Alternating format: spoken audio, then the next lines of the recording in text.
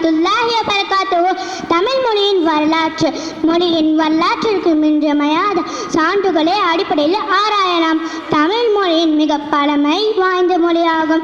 முதலில் இலக்கிய அடிப்படையில் பார்ப்போம். ஒரு நாட்டின் வரலாற்றுக்கும் மொழியின் வரலாற்றுக்கும் இன்றியமையாத ஒன்றாக வாழ்ந்து இலக்கியம்.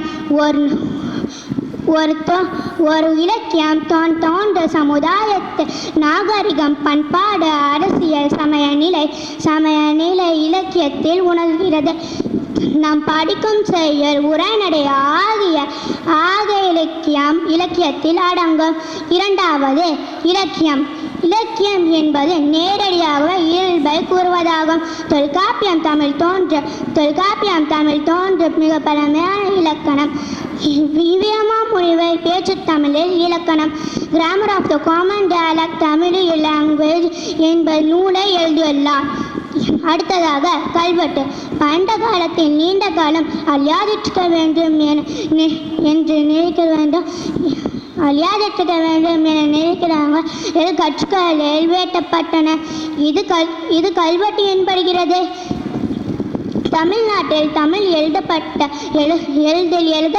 மாங்குளம் கல்வெட்டுகளை முதலில் அறியப்பட்டது. தமிழ் பெருமைகள். தமிழ் திராவிட மொழியின் குடும்பத்தின் முதல் மொழியின் மேலும் தமிழ் ஒரு செம்மொழியாகும். அஸ்ஸலாமு அலைக்கும் வரஹ்மத்துல்லாஹி வபரகாத்துஹு. நன்றி.